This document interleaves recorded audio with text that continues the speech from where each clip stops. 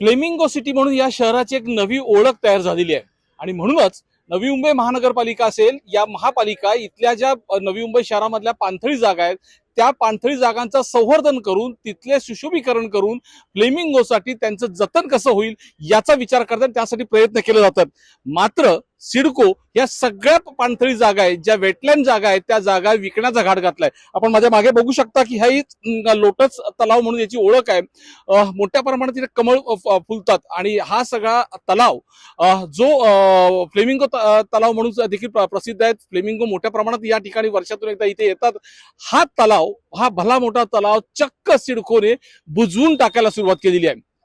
सिडकोने हा तलाव बुजवून या तलावाची जागा जी आहे ती बिल्डरांच्या घशात टाकण्याचा नवीन डाव करण्यात आलाय।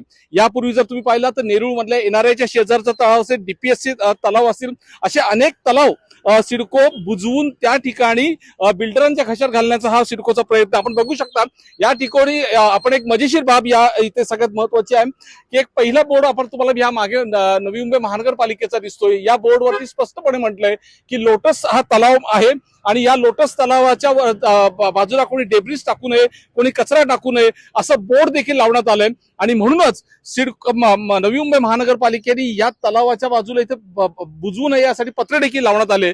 मात्र निगरगट्ट सिडको आणि सिडकोचे जे निगरगट्ट अधिकारी आहेत त्यांनी मात्र हा चक्क तलाव आता बुजवण्यास सुरुवात केलेली आहे आणि वरून इथे बोर्ड देखील लावला की हा भूखंड सिडकोच्या मालकीचा आहे। नवल आहे यामध्ये की जिथे तलाव होतं, ज्या तलावाच्या जागेवर हा भराव टाकला आणि तेच भूखंड सिडकोच्या मालकीचे सांगत हा संपूर्ण तलावाची जी जागा आहे ती हडप करून त्या ठिकाणी हे बिल्डरांच्या घशात टाकण्याचा डाव सिडकोच्या काही अधिकाऱ्यांचा आहे। आपण पाहतो की इथे ही जेव्हा माहिती इथल्या स्थानिक लोकप्रतिनिधींना मिळाली त्यावेळी सगळे ते स्थानिक आमदार भाजपचे मंदा म्हात्रे हे या ठिकाणी पोहोचले, त्याचबरोबर स्थानिक नगरसेविका शैलुजा सुतार हे देखील सगळेजण लोक आणि इथले ग्रामस्थ, इथले रहिवासी या सगळ्यांनी येऊन हे सगळं काम थांबवलेलं आहे। आता मात्र हा काम थांबवलेलं आहे, मात्र सिडको अजूनही हे काम थांबवण्याच्या तयारीमध्ये नाही। सिडकोचं म्हणणं ही आमची जागा आहे, आम्ही हे भराव टाकणारच आहोत, परंतु आता भाजप आमदार मंदा म्हात्रेंनी तात्काळ हा काम थांबवून ह्या तलावामधली टाकलेला भराव बाहेर काढण्यास सांगितलं। आपण त्यांच्याशी बोलूया, काय म्हणाल?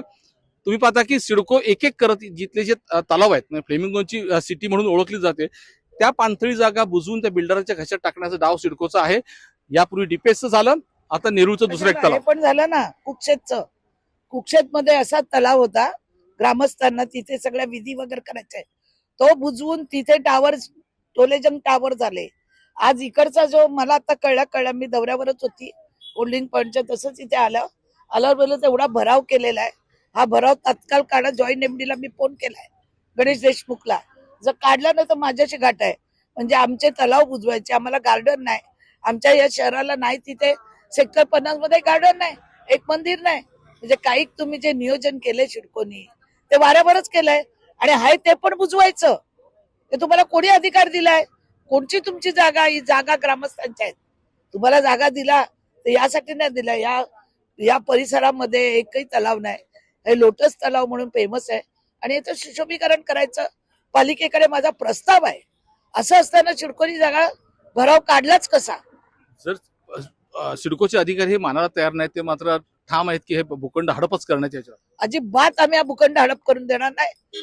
माननीय मुख्यमंत्री, माननीय उपमुख्यमंत्री, नगर विकास खात्याचे एकनाथ शिंदेजी, देवेंद्रजी फडणवीस साहेब यांना मी ताबडतोब पत्र देऊन हे काम तुम्ही थांबवलंय। जर सिडकोची हिंमत असेल तर सिडकोने हा प्लॉट बुजवून दाखवावा। नक्की तुम्ही काय सांगा? तुम्ही इथले स्थानिक आहात, स्थानिक माझी नगरसेविका देखील आहात, महापालिकेकडे तुम्ही वारंवार पाठपुरावा करताय, महापालिकेला देखील सिडको जुमानत नाही।